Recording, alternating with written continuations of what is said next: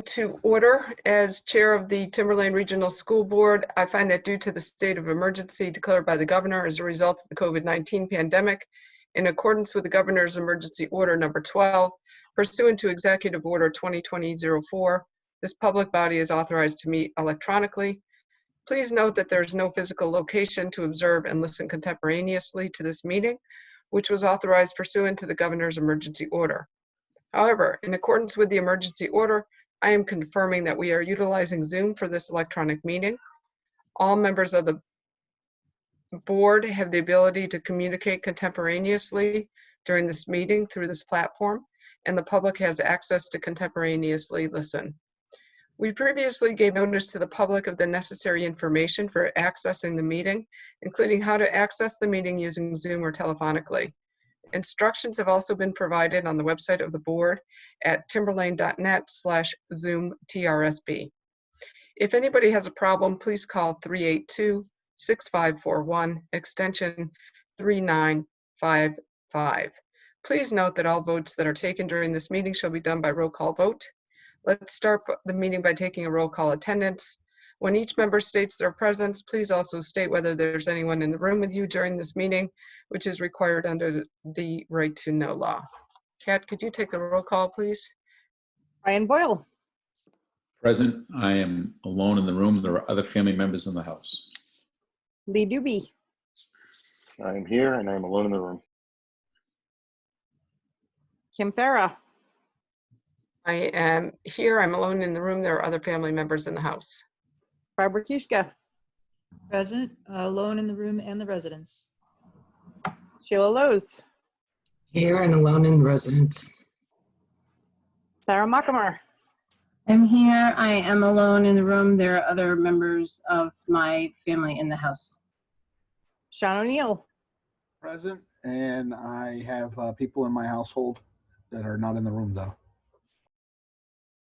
Kristen Savage. Not here. And Jennifer Silva. Not here. Thank you. If you could all rise for the Pledge of Allegiance.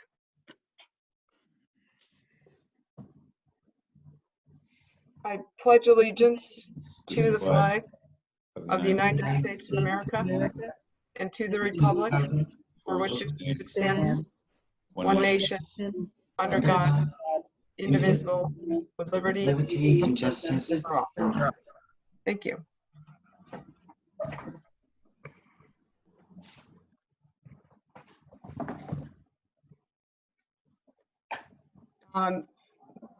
Before we move on to the approval of the minutes, I do have a statement that I would like to make on behalf of the board. As most of you are probably aware, there has been a change in leadership at the SAU. Dr. Metzler has resigned and superintendent services will be provided by an interim superintendent until July 2021, at which time Timberlane will become a single district SAU.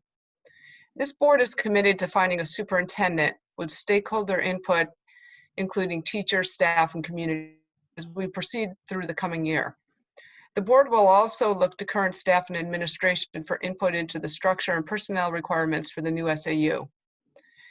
Tonight will be the first presentation with the upcoming 2020-21 school year. This is the first of several meetings that the board will hold regarding the work our administrators have been doing since the district schools went remote in March. We understand that some other schools in the area have already released their plan, but many others, as ours, continue to work on the best plan for their district based on rapidly changing conditions. The board anticipates a means for public input at our next meeting as we look towards a finalized plan in early August. The Timberlane administrators and staff are a strong and capable team. Have creatively adapted to changes. If in doubt, you should watch the video of the in-person graduation that they put together for the class of 2020 this past weekend. I had the opportunity to participate and it was just an amazing job. And this board extends its thank you to all those involved and wishes the graduates all the best for their futures. As we close the chapter of the end of the 2020 school year and we begin to look forward, we're confident that our administrators will continue to thrive under new leadership. We look forward to communicating their plans to the public and continuing a long tradition of excellence in the district. Thank you. Now moving on to the approval of the minutes from the last meeting. A motion to accept the minutes of the June 18th, 2020 school board meeting. Regular Second. meeting. Mrs. second Lowe's that. makes, Mrs. Lowe's make the motion, Ms. Kitska seconds. Is there any discussion? Kat, could you take a roll call vote, please? Mr. Boyle, Yes. Mr. Doobie, Yes. Dr. Farah, Yes. Mrs. Kishka, Yes. Ms. Lowe's, Yes. Mrs. Mockamer, Yes. Mr. O'Neill, Yes. no Thank you. Mrs. Savage, no Mrs. Silva. Great. Moving on to our student representative who is willing to join us even though it's the summer. Thank you, Jenna. Do you want to say a few things? Go ahead. Yes, I would love to. Thank you so much. You're welcome. Since news in the school is few and far between in July, I would just like to congratulate all of the seniors that graduated amidst a global pandemic. And I would also like to congratulate all of the kindergartners and 5th graders, 8th graders that are moving on to the next step in their education journey. Your hard work and perseverance does not go unnoticed by your community. I would also like to take this opportunity to express some of the concerns that have come to me throughout the last month from students, families, and teachers regarding the reopening of schools. I've heard news from people on both sides of the spectrum. Some people have come to me wishing for me to advocate for a completely remote learning year so that everyone can stay safe if they have immune compromised family members.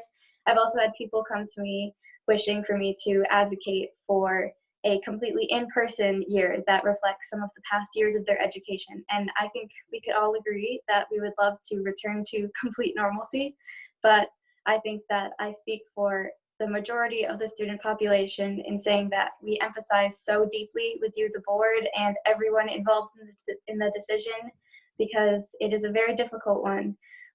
We do not think that remote learning and returning to school is a very easy decision, but we think that returning in person safely is possible for ourselves, for our beloved teachers, for our family members, and for you, the school board.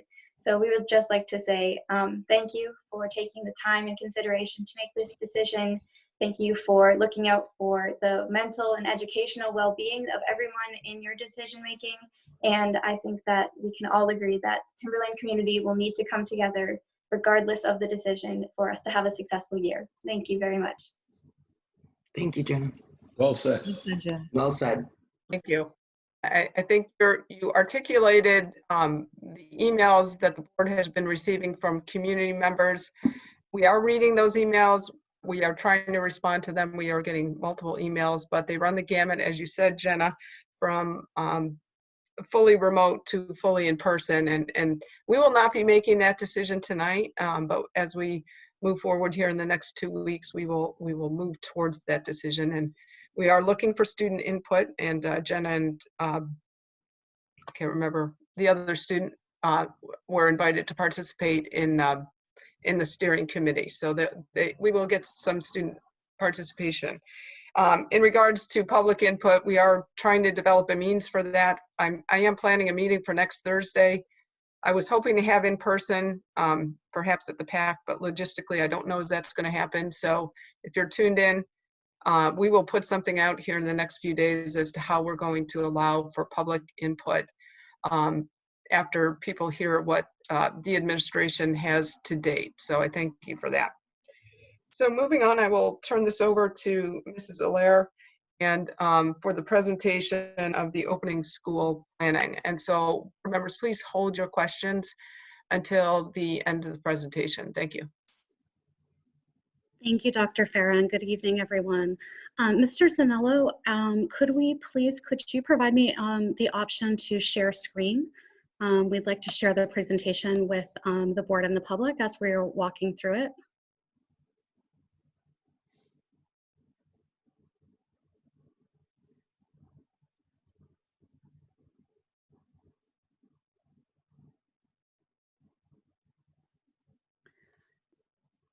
Dean, are we going to be able to share screen? Yes, we're setting it up at the moment. Okay, perfect. Thank you. While we are awaiting that ability, I wanted to take a moment to thank Dr. Farah and the board for this opportunity to come forth and share our ongoing work with you all and with the community, and also thank Jenna for the words that you shared at the beginning. You know, we very much understand and appreciate the different perspectives that are coming from the community. We are hearing them as well. And, you know, we have a great deal of respect for the input that is coming our way, and we do not take this decision-making process lightly. So thank you so much for those comments. Okay, Ms. O'Leary, try it out now, see if it works. Okay. It should be working. I am going to just enter present mode. And are you all seeing that? Yes. ma'am. Okay, excellent. So, you know, good evening. To officially begin this presentation, I wanted to let you know that, you know, I am here this evening with, joined by Mr. Mark Pedersen, who is our Director of Secondary Curriculum, and Mrs. Lucy Kanotis, who is our Director of Elementary Curriculum. We are here on behalf of a school reopening steering committee and an elementary and secondary subcommittees that have been meeting throughout the spring and the summer months to plan for, to engage in ongoing planning for school reopening under whatever conditions we are able to, under the most safe guidelines and conditions for all involved. This process has been intentionally conservative. We're going to speak a little bit more about that, but it began really back in late April, early May, as an extension of the superintendent's leadership team. And phase one of our planning involved a great deal of research, data collection. Many of us on that administrators group are actively involved in state level groups that have been updating us throughout the spring and the summer months relative to updates regarding health guidelines, regarding best practices for risk mitigation in the best interest of all involved, professional staff, students, families, and our communities. Phase two did involve bringing additional stakeholders on to those groups. Those did include some teachers, paraeducators. We had school nurses joining us in our ongoing planning. Phase two did begin in early July, following the release of the state guidelines that were released through the governor's task force on the reopening and redesign task force. We are going to speak a little bit to you about phase three, which we will be entering. We are hoping to start that work tomorrow, and we'll speak more to that. And that will be the transition to a larger task force. We will actually have two sub-task forces that we'll speak to. And that will provide us the opportunity to invite parental input, to have some parent representatives join us, as well as student representatives. So I know Dr. Farah spoke to the fact that Jenna had reached out to us. And so Jenna, in fact, is one of the students who has been invited to join our planning, as well as local community leaders and health officials. You know, we are not health experts, and this is a unique situation that we are all living through, and we want to ensure that we are in touch with professionals who can provide us with the most up-to-date and thorough advice to make sure that we are making an informed decision that is in the best interest of all of our stakeholders. So we are here tonight to provide you with an update, as Dr. Farah said. This is by no means intended to be a full presentation of a fully fleshed out plan, but rather a presentation of our process thus far. We do have many outstanding questions that remain to be answered. We can speak to some of those, and you know, certainly welcome questions from the school board at the conclusion of this. We will do our best to answer any questions if we are able to do so. And if not, you know, we intend to, you know, make note of all of those. If they are not already on our ongoing list of things that we intend to look into, we will certainly look to provide that information for you at an upcoming meeting. So with that being said, I just wanted to state that, you know, we are a regional district, as you are all aware.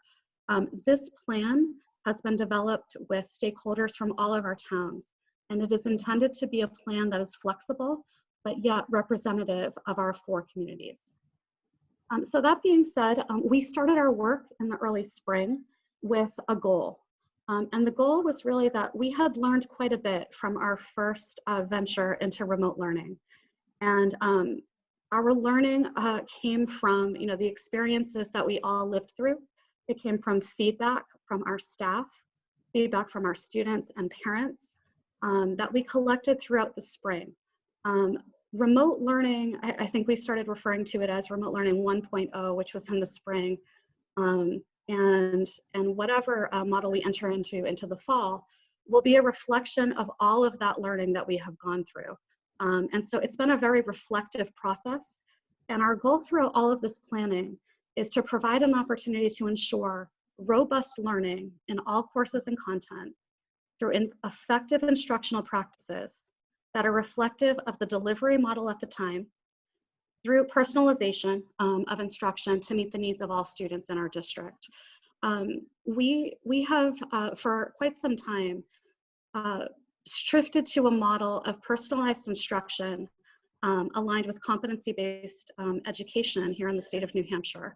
And that goal is to consistently evaluate the needs of our students, to differentiate instruction, and to ensure that we are meeting the needs of all learners. During this time, the idea of personalizing instruction and shifting between different delivery instructional models has definitely added an additional layer of complexity to that process. But it is something that we are committed to. We understand that no model may be, the best model. However, we strive to provide the best delivery of instruction in accordance with the delivery model that we are in at that time. So we'll speak more to that flexible approach as we progress through this presentation. So again, planning has been intentionally conservative to prioritize safety and well-being of all of our professional educators, our students, and their family members in our communities. Our top priority throughout our planning has been and will remain the health and safety of all of our stakeholders involved. Through adherence to the guidelines, the updated, most up-to-date guidelines that have been issued by the Centers for Disease Control. Those are changing readily as we progress through this pandemic. And so we have committed as a district to monitoring those guidelines on a regular basis to make sure that we are aware of recent changes, specifically with regard to the local spread in our community. Again, we recognize, and Jenna spoke to this, that each family will have their own perspectives on what is best for their child and what is the best decision. We acknowledge that it is going to be very difficult to create a plan that will satisfy all members of our community, but our priority will remain health and safety. We very much value the benefits of in-person learning. Under ideal circumstances, we would like everyone in our community, I believe, wants to be back to in-person learning in our school buildings, face-to-face with our students, which facilitates the creation of personal relationships, the development of interpersonal structures in a classroom, classroom culture, which is so incredibly important to our students and to our staff members. We acknowledge the value of social and emotional impacts that have been felt by our students and our staff, to the trauma that may have been inflicted on many members of our community who have gone through this pandemic. That being said, in-person instruction is and will remain, the ideal model, but only if we can do so under guidelines that will mitigate risk for all of our stakeholders. We recognize that some of our students and staff do return home to family members who may themselves have underlying conditions that increase their level of risk for contraction and spread. And finally, we also acknowledge that it is essential that we begin to take into account and continue to take into account the perspectives of all of our community stakeholders as we develop this return to school plan. So you will be hearing more about this as we progress, but again, we are ready to enter into the final phase of our planning, which is intentional in bringing in increased voices and stakeholders into the development of 2 sub-task forces we will speak about shortly. I'm going to hand it off now to Mrs. Lucy Knotis, who's going to speak a little bit more about phase 1 of our process. Thank you, Sandy. Good evening, everyone. So the next section of our presentation is meant to provide you with information on our process thus far. So in the spring, a steering committee began meeting to review and discuss information gathered on what was necessary for a safe return to school. Following CDC health and safety guidelines, we began to investigate departmental considerations for a return to our school buildings. These considerations were documented, as were their impact on business as it was, and any unbudgeted, unaccounted for costs associated with meeting those changes. And we focused on these highlighted areas here, first as this extension of the superintendent's leadership team. This is where it gets funny, Sandy, because you have to go forward.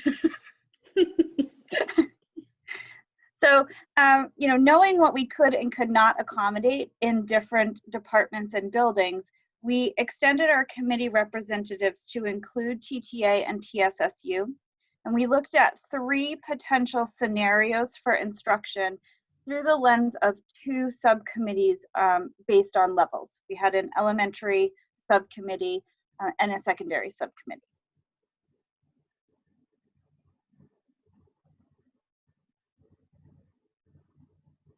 Thank you. The subcommittee members provided input on what we currently have in place to support each scenario and what questions and additional considerations needed to be addressed or planned for. Each scenario is associated with a different level of risk based on current CDC guidance.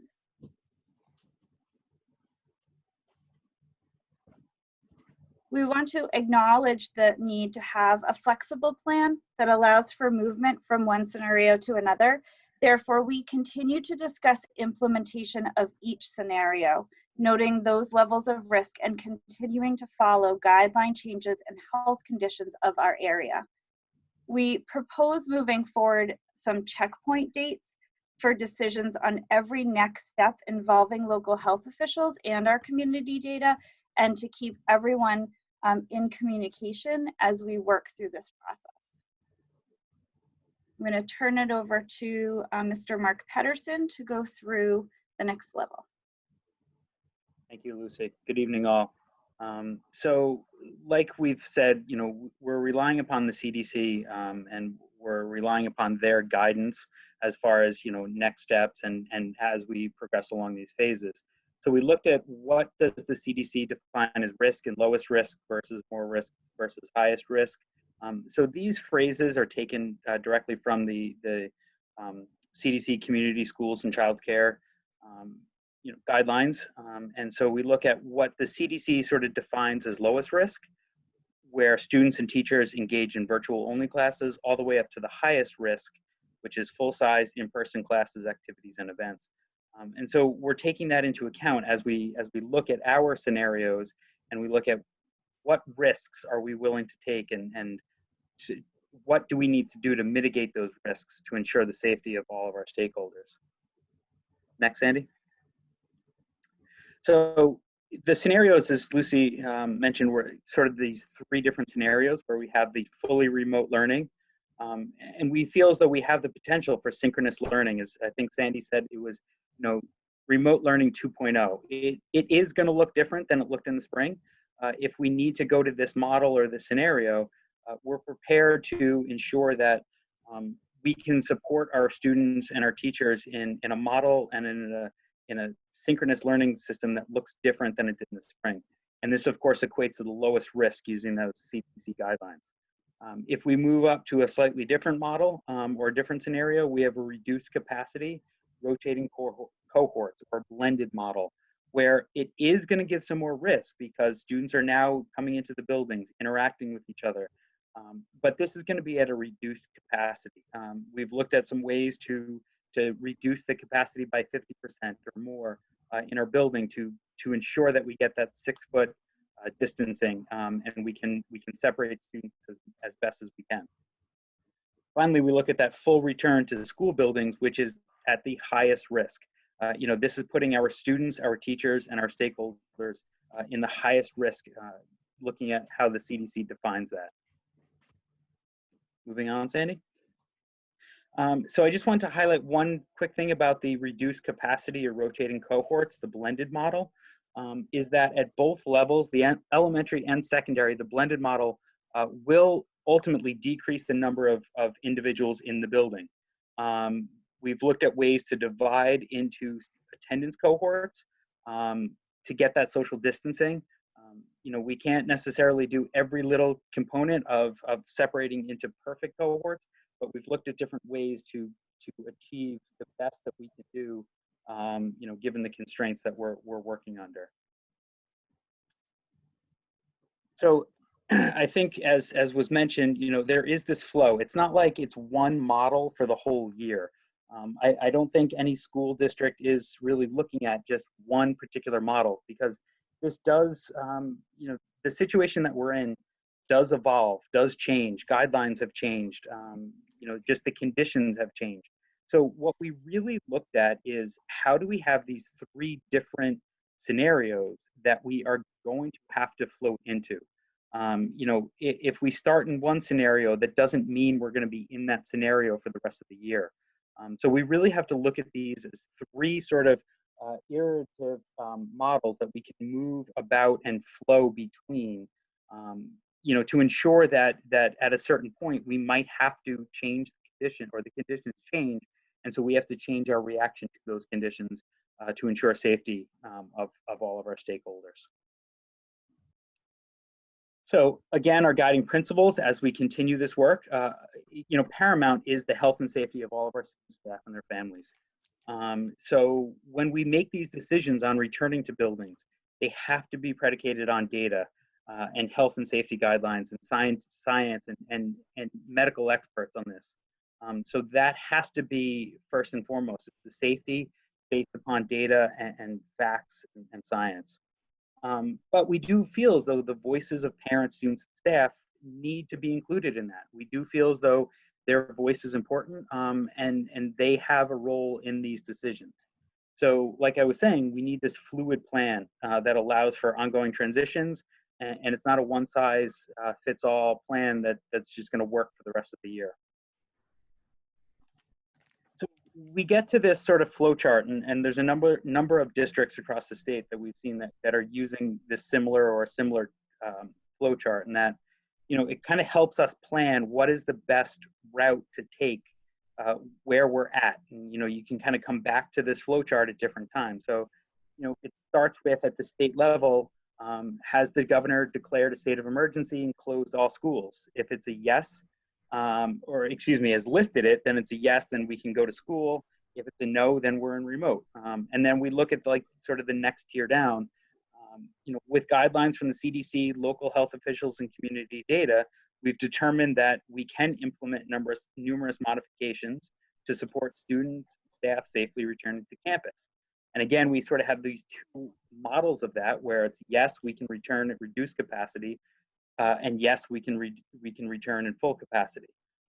You know, obviously, if it's a no, then, you know, the model kind of brings us to this remote learning, this virtual learning. But again, I want to highlight that if we go to this virtual learning, it is going to look different. It's virtual learning 2.0. So at this point, at this, you know, where we are right now, you know, with the information that we have, the work that we've already been done, you know, this model sort of gets us to, you know, starting the school year, and it's, you know, based upon everything that we have, starting the school year remotely until we get more information, until we can do more work. So this is kind of, at this point, this is where we feel we are at.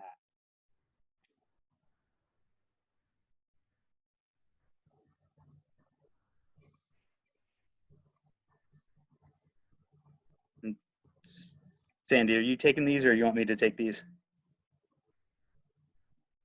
No, I am, Mark. My apologies. I was struggling to unmute myself. So thank you, Mark. So just to wrap up next steps. So again, we have gone through intentionally 2 phases of our planning process. Our next steps involve the creation of 2 task force groups. We currently have a steering committee and 2 subcommittees that are divided by level.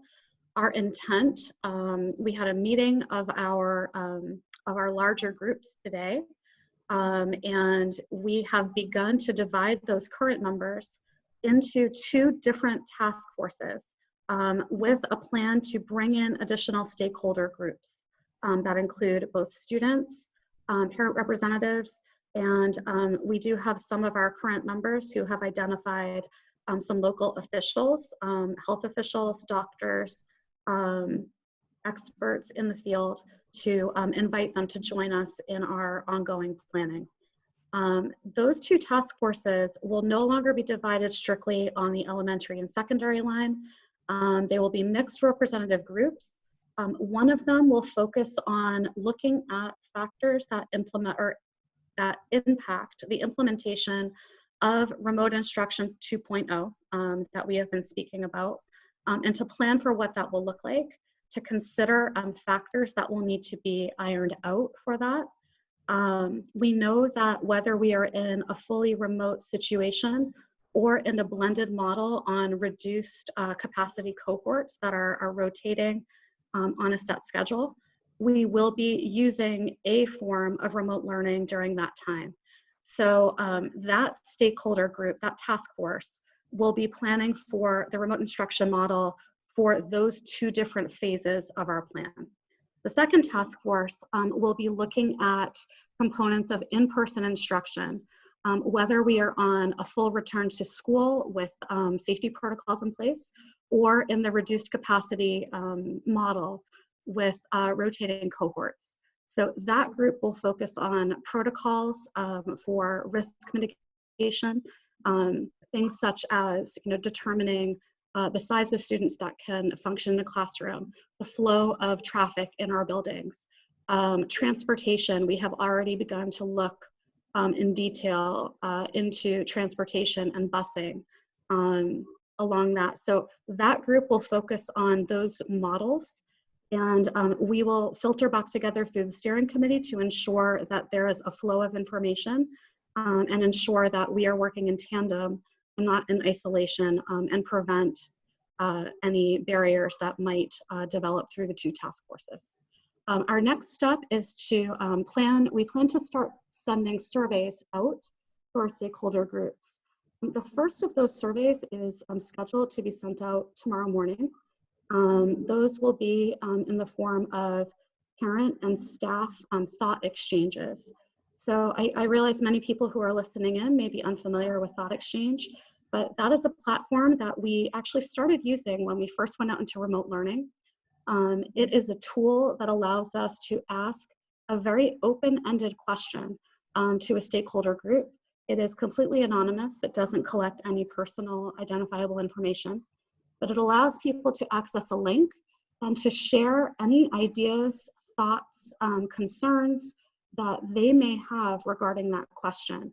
And then in addition to sharing an idea, the participants then have the opportunity to read through other thoughts that have been shared by the community, and then star on a system of 1 to 5, 5 being the highest rating. You can rate other thoughts in accordance with the degree to which you agree or feel that that thought is pertinent to the discussion. That rating system allows the tool to prioritize the thoughts, the needs of a community on any given topic.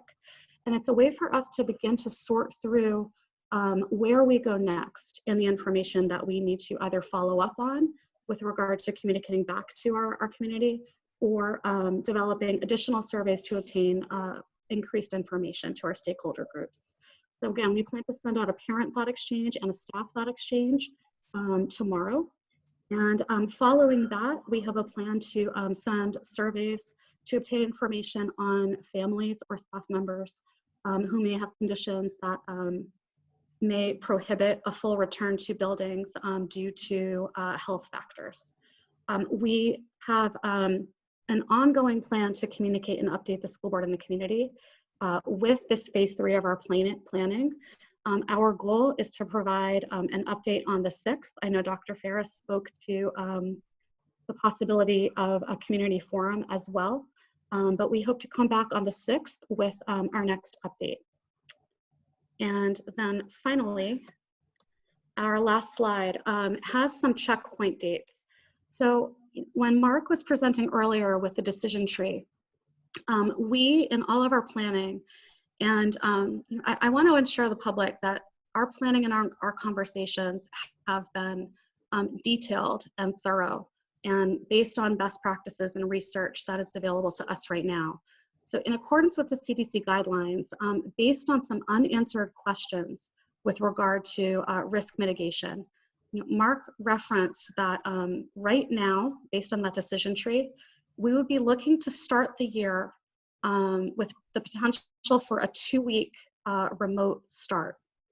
Right now in our decision making, we are looking to reevaluate every 2 weeks that model by pausing, looking at the existing conditions in the community, reevaluating any updates to CDC and health guidelines, having communication with our health and public officials to look at the risk of local spread and community data, and reevaluate if we may or may not be ready to shift into the next phase of our instructional model, which could entail reduced cohorts on a blended model in buildings. But right now, at this point in time, our committees feel, based on information we have, that that 2-week remote start would be advisable and safe for our stakeholders. So again, we do plan to come back on the 6th to reevaluate where we are at based on that decision-making tree. Again, 2 weeks later on the 20th, and then on the 10th. And that will be an ongoing process as we move throughout our ongoing planning with the input of increased stakeholders on our task forces. So we are, again, grateful for the opportunity to come and speak to our ongoing work. We welcome any questions that you may have. We ourselves, as a steering committee and subcommittees, we have generated lists of questions that we ourselves have. Some of these pertain to legal matters, legal answers that we need to get, health-related questions, and we have them organized for us. So we will do our best to answer any questions you have, and if we do not yet have those answers, we will do our best to find them for you and come back with those the next time we update. So thank you very much. Thank you, Mrs. Allaire and Mr. Patterson and Mrs. Cantonis. So I will open it up to questions. I just want to, I know we have a lot of people listening in, just clarify that we are currently, and this could change because situations change dramatically from week to week with this, we're looking at a remote instruction for a period of 2 weeks prior to then making a determination as to whether we'll be full capacity or 50% capacity, depending on what the situation is. Could that change between now and the beginning of school? I mean, as of right now, yes, we're looking at starting remotely, for those first 2 weeks. I would have to think that, yes, if conditions changed immensely and we got different data that we could consider that. I think personally, we'd like to have some sort of, I don't want to say consistency, but something for people to start planning their school year on. So at least right now to say, we're going to start the school year remote for 2 weeks, it gives people a chance to at least realize that there's a start. And then as we continue to get data, continue to look at guidelines, continue to look at the evolving scenarios, that maybe there is the potential for it to change. But again, at this point in time, we feel as though that's the best way to start. Thank you. I just wanted to clarify that, I understand this is very difficult on parents. I'm a single parent myself. So the plan is people should be planning for 2 weeks of remote instruction. That could change, but we should plan on that. So, and then I'll move to Sarah. Thank you, Dr. Farah. So I have a quick question. Who should parents reach out to if they're interested in being on one of those 2 task force for this last phase? Lucy is on here as well, but we have asked our building principals to contact our PTSA presidents in our towns and schools to start that process. So that would be a good place to start. Okay. Can I ask one other question, Dr. Farah? I know this is strictly focused on academics, but I've had a lot of parents reach out to me about fall sports. They were hoping to get an idea on, for an update on fall sports and what that might look like. Has there been any discussion on that? Yes, so Mr. Fantasia actually provided me with some information in case this came up, and he would be happy to return to provide additional information or provide an executive summary. That being said, he has been himself serving on multiple task forces around athletics at the state level. And he shared with me yesterday that the NHIAA Executive Council will be meeting on July 30th. And the topic of discussion is the potential to push back the fall start dates to late August. We will not have a decision on that until that meeting occurs, which is again slated for the 30th. He also shared that they are planning to send out a new agreement to join, which is a form that goes out to districts that asks districts to express their intent on playing fall sports. And if they do intend to do that, they would then identify which sports they intend to play. The form requires various signatures. ADs athletic directors, continue to meet to discuss issues and concerns that include and range from transportation to and from events, facility restrictions, procedures and protocols, schedules for games and athletic events. He shared that they have been brainstorming potential modifications to athletic schedules that look at reducing the number of games or providing options for more regionalized competitions to reduce travel for various teams. And again, the NHIA director has been meeting with individual sport-specific committees at the state level to develop safety guidelines and recommendations for each sport that is played in the fall. So that's an ongoing process. That group, he shared, does have outstanding questions that pertain to questions such as waivers for participation for parents and students, how many students, depending on guidelines that are evolving, will be able to be accommodated on buses to and from games, locker rooms. There are many outstanding questions that are out there, but Mr. Fantasia has been, again, a very active participant at the state level in all of this, and is more than willing to come and update the group at a future meeting once the NHIAA has released additional guidance on the 30th. So. Perfect, thank you. Sean? Yeah, I have two questions. One is the 2-week delay, where the 2 weeks starting off with remote learning. What is the impetus for that? Is it because you don't feel that we would be ready for an in-house, implementation?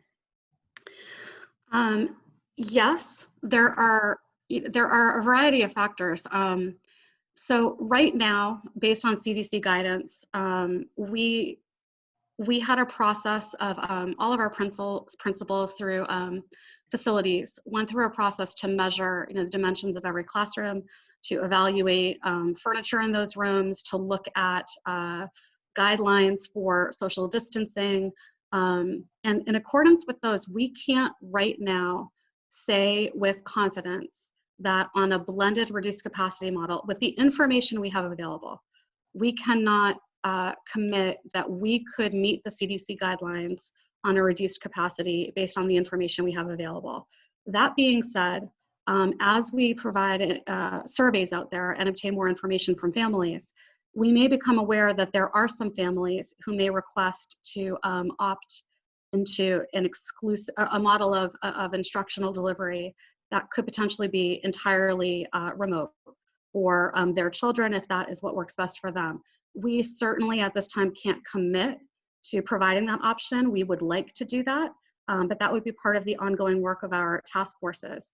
But as we get that information and we look at any reductions in individuals who would be in our buildings, we'll have a much better sense of the size of those cohorts who would be in the buildings.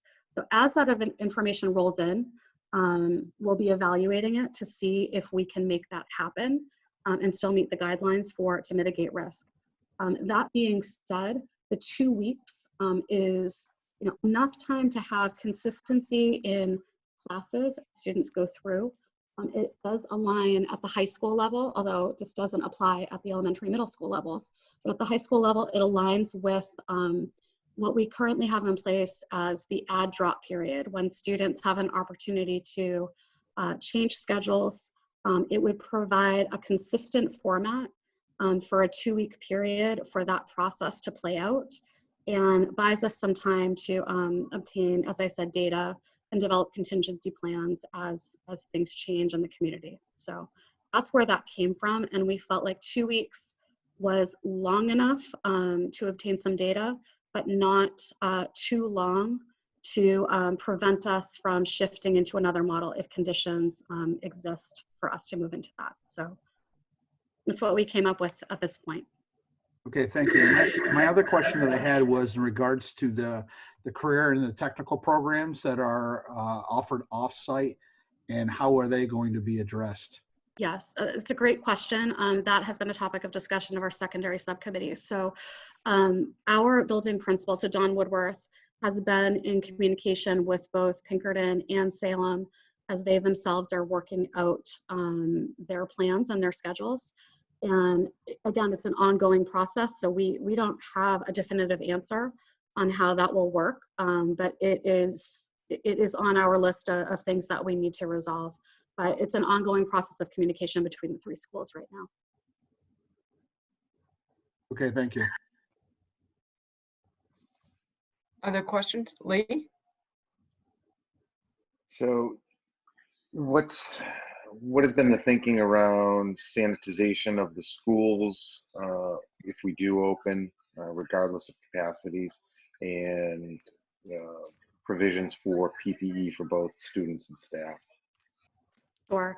I'm going to allow Gary Paradis is on here as well, and I know he has been involved in our steering committee and has been working on obtaining information around signage, PPE. So Gary, if you don't mind, we'd appreciate you just sharing kind of where we are at with that at this point.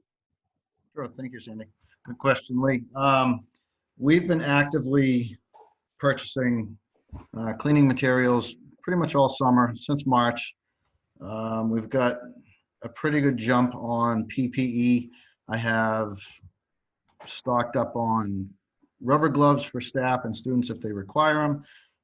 We have plenty of surgical masks coming in almost daily. The chemicals, what we're doing now is we're preparing our custodians for training on how to clean properly and disinfect every room after somebody has been in there, as well as if there is an active case.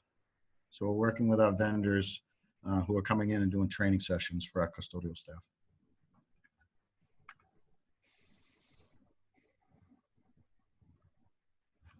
Did I answer your question?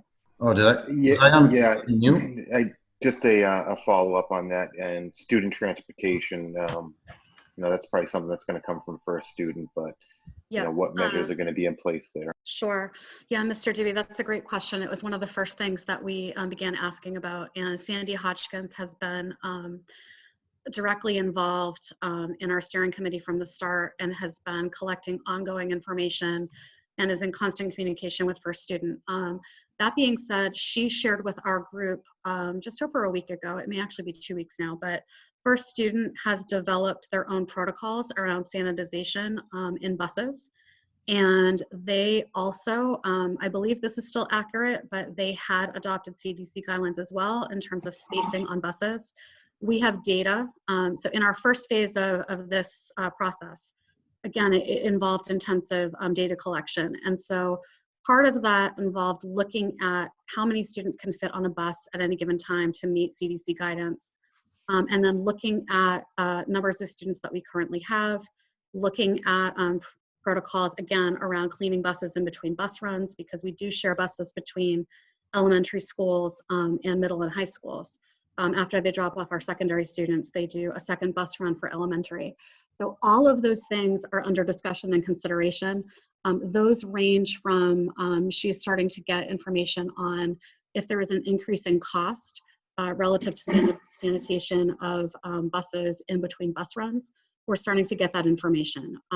But again, it is ongoing and changing, which is one of the reasons why right now, until we have more definitive information, we are recommending the remote start. So again, that's another example of something that we need definitive information on. And as we work with outside, providers, we're dependent on working with them collaboratively, as we are with CTE, which was Mr. O'Neill's question. So, we are doing the best we can to keep open lines of communication with all of these different community members who bring students to our buildings. So we will update you as we receive more information.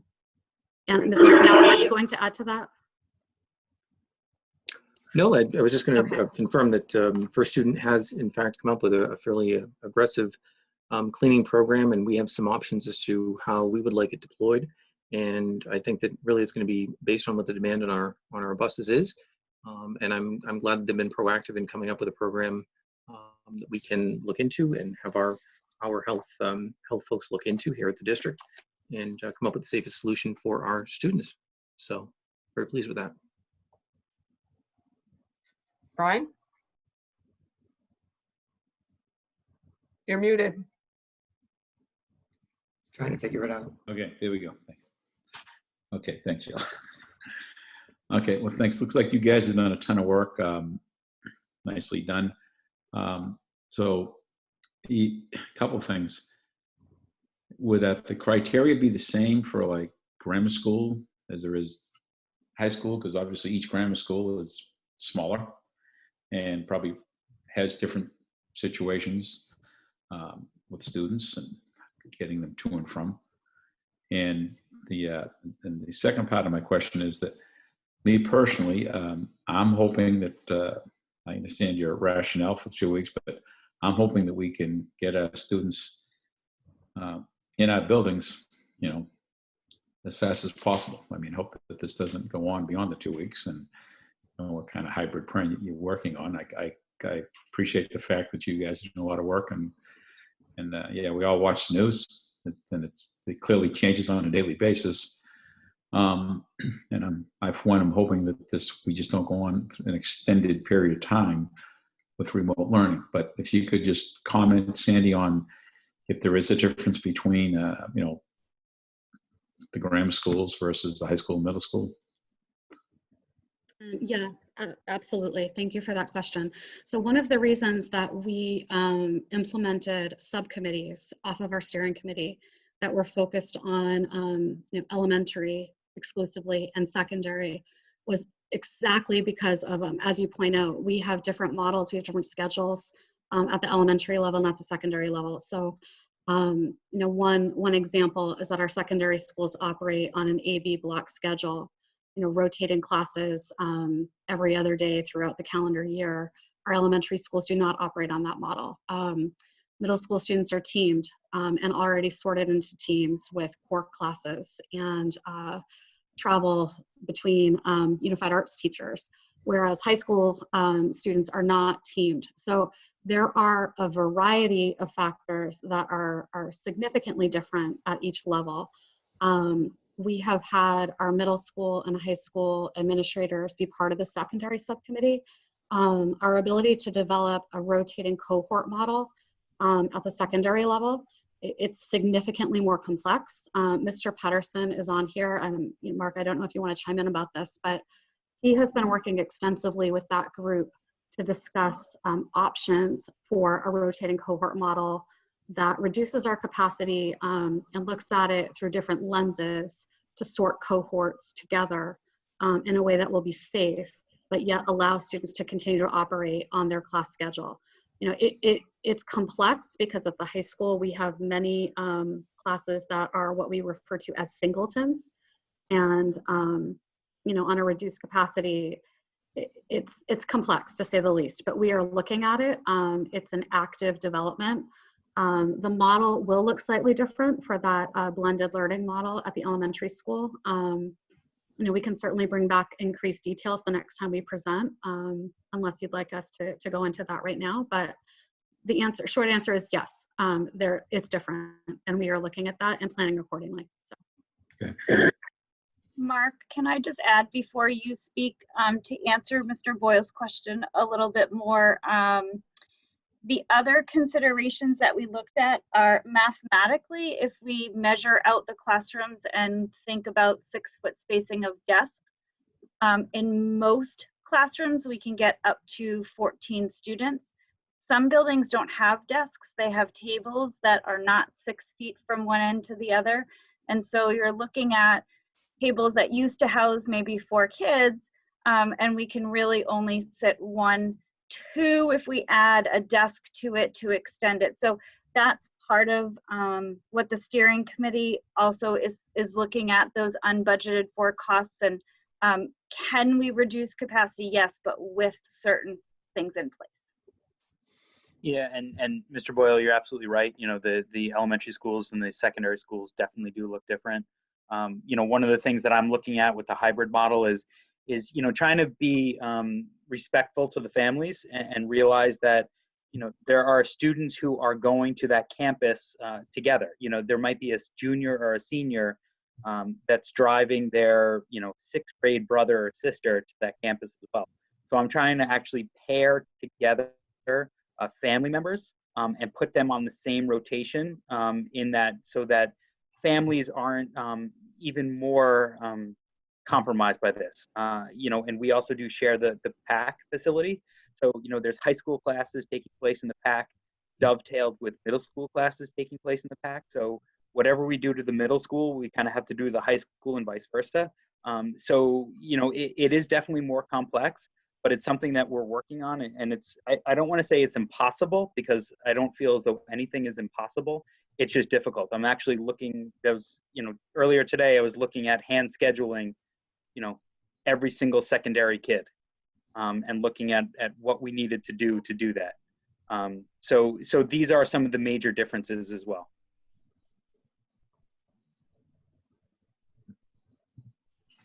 Thank you. Sheila, then Barbara. I promise I'll make it quick. First of all, I would like to thank everybody, because this is a ton of work. This is a ton of work. So, you know, anybody who's been involved at this point, I just want to say thank you for taking your summer, and for people coming in who usually don't come in on the summer and participating in this. I appreciate it. The only other question I have for you, Sandy, is I'm glad you're going slow. I'm not gonna, you know, I'm not gonna sugarcoat it. I'm glad we're going slow and steady rather than jumping in. But my question is this: I would like to know, or see in a future meeting maybe, Kim, what remote learning 2.0 is. Because, you know, we had as many emails as we're getting now we had back then on things that were working for parents, things that weren't working for parents, what was going on during remote learning 1.0.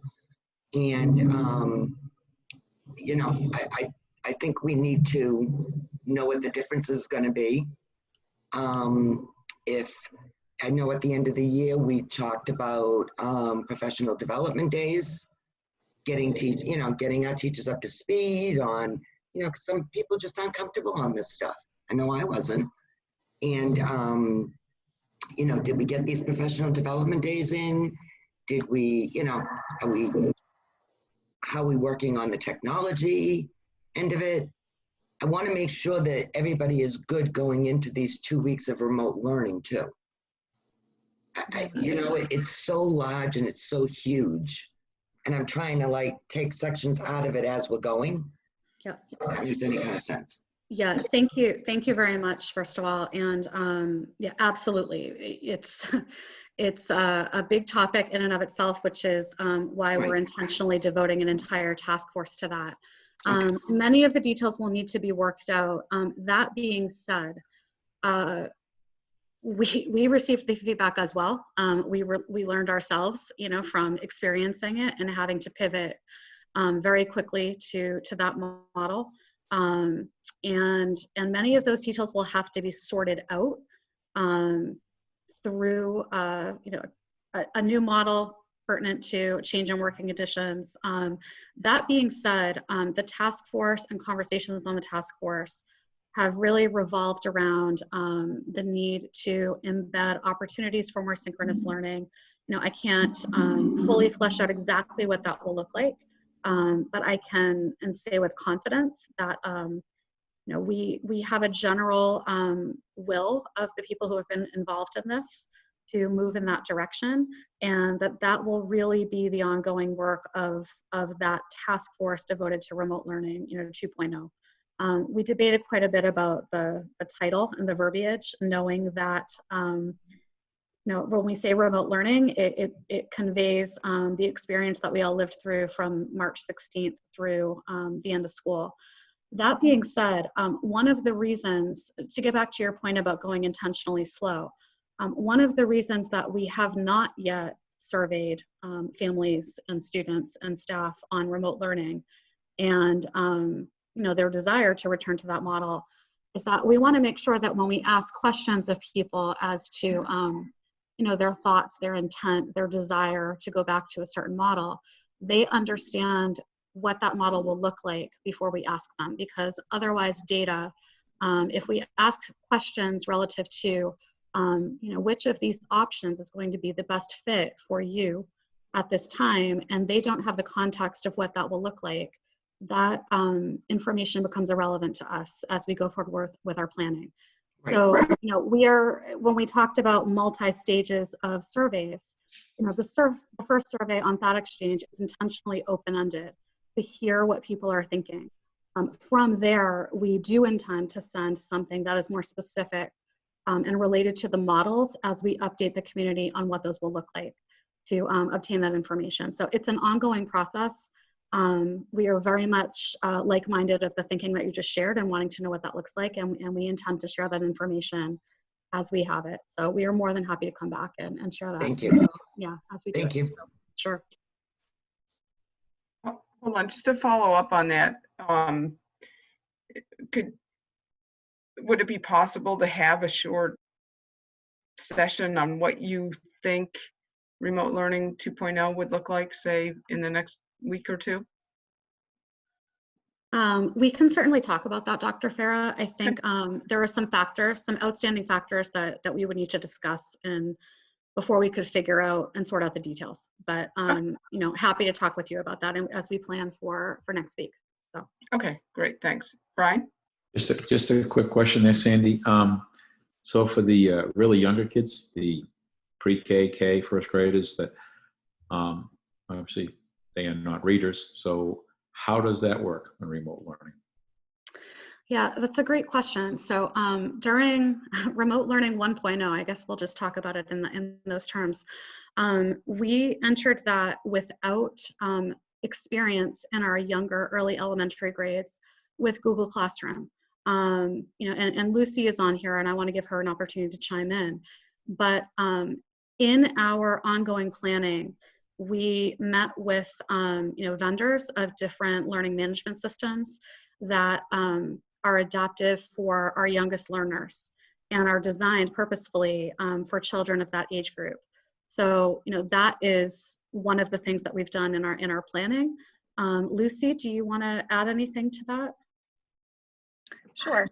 I think to answer the question, as far as technology goes, I know Ken has been working to get tablets after the board approved the purchase.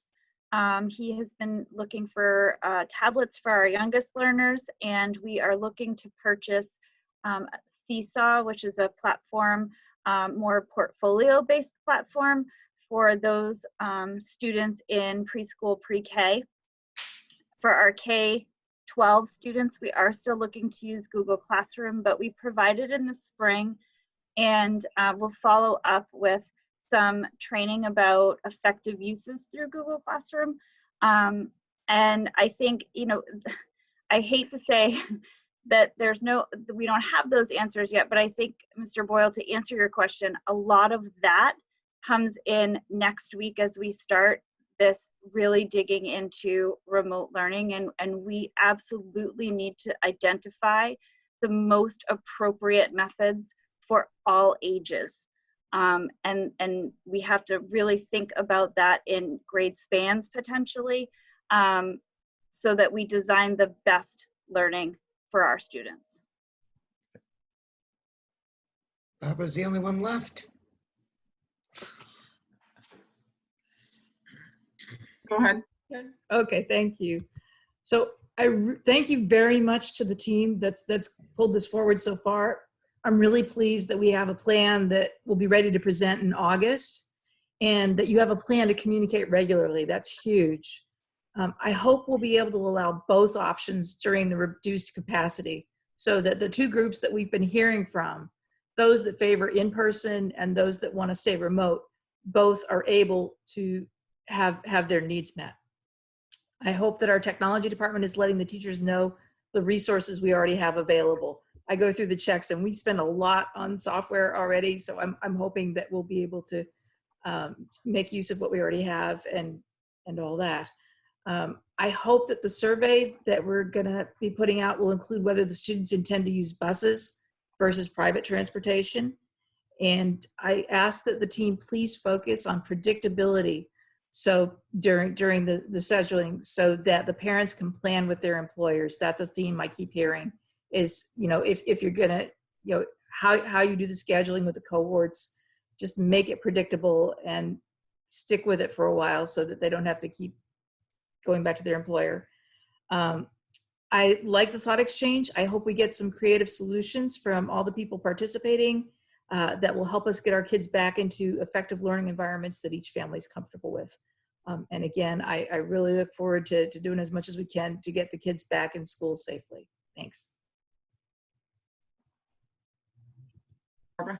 Okay, I think we'll wrap up that section and move on to the facilities update from Mr. Paradis. And again, no, Zolaire and Mr. Pedersen and Mrs. Kanotis, you took the lead in this, but there were many other people on your task force groups and Mr. Dowd. And we extend our appreciation to all those people and the people that are going to come forward and volunteer to assist as you start to expand out those groups. And so I'll turn it over to Mr. Paradis. So Kim, are you looking for these summer projects? Is that what, because that was in my pack. Facilities update. Yes. For summer projects for facilities, for the pack. In the packet, know if you have this in your packets. I didn't know, Mr. Paradis, if you had a presentation or if you just were going to open it up for questions. I'm fine if you just wanted to open it up for questions. Yeah, members, you can see in your packet. Go ahead. I can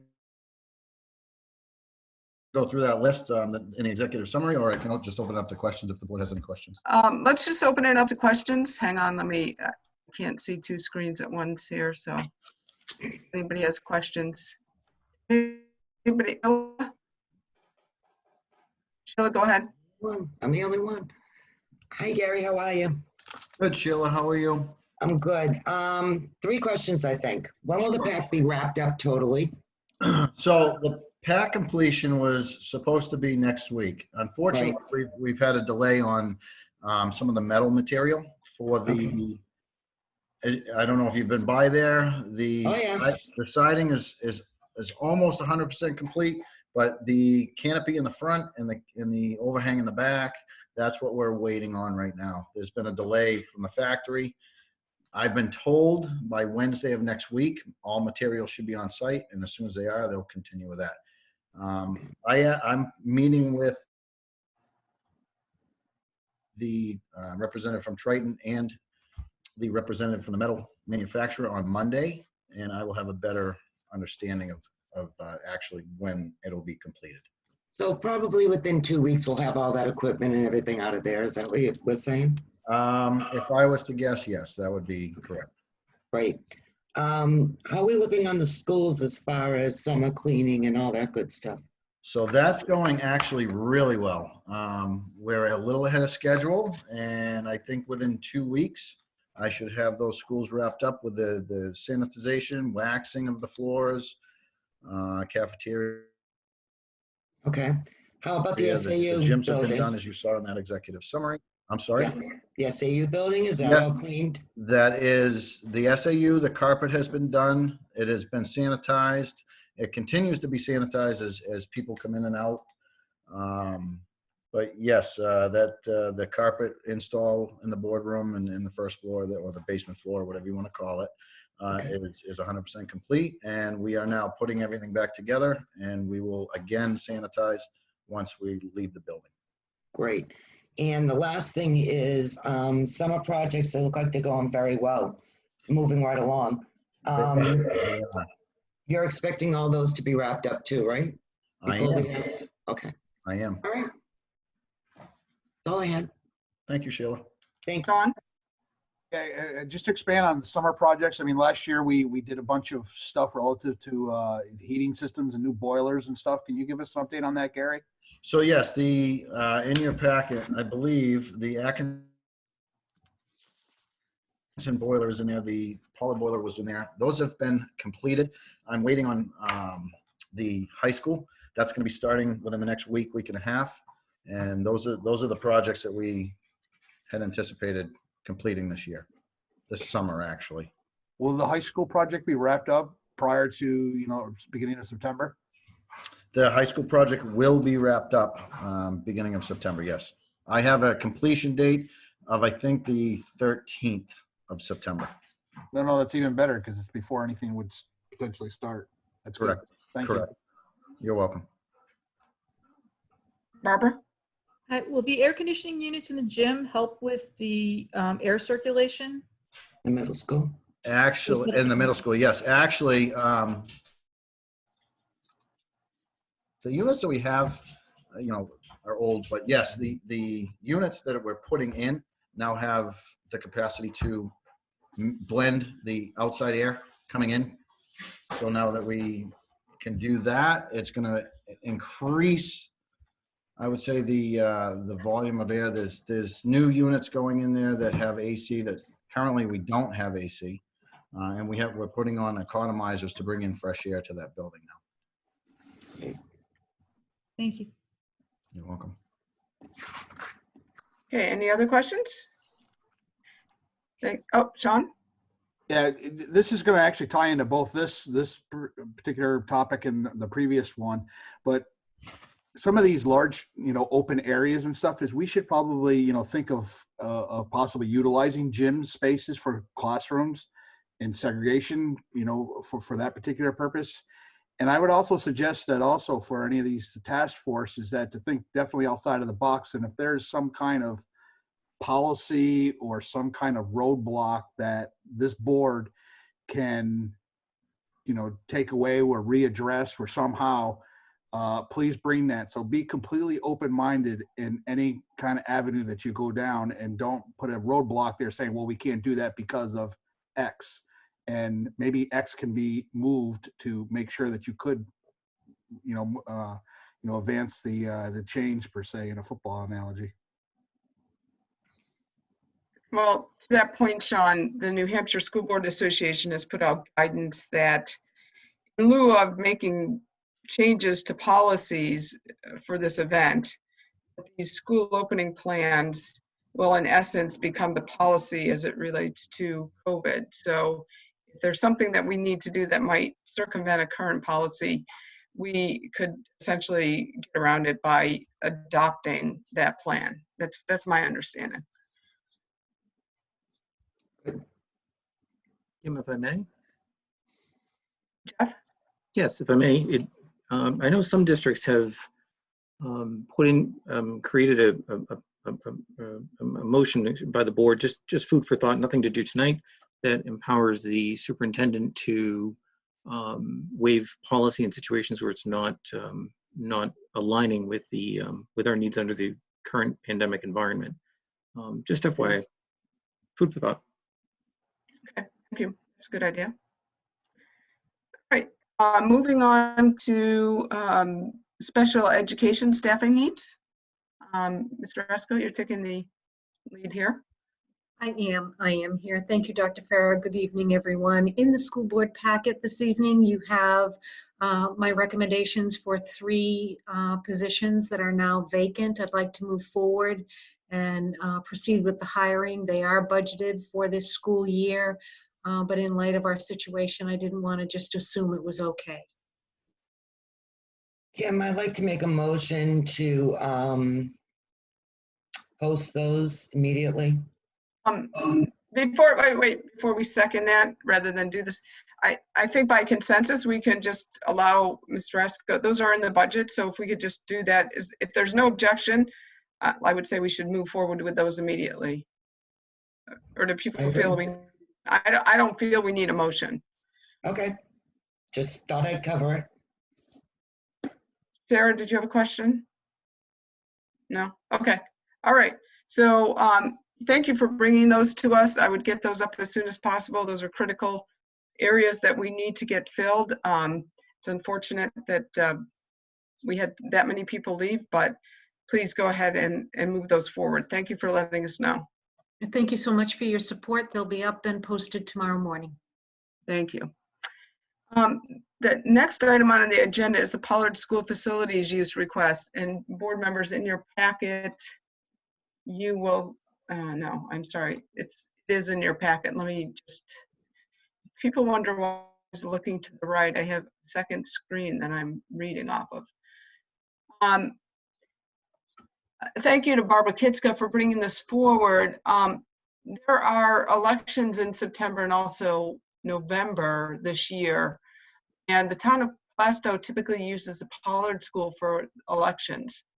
Normally, it's an administrator action item. However, with a COVID, and we don't have a status for opening of the buildings, we're going to really need to have some input here and see what the board feels about, because you'd be talking about a large number of public coming into the building. I don't know if you have more insight into this, or. So this would be the traditional use for the presidential primary election.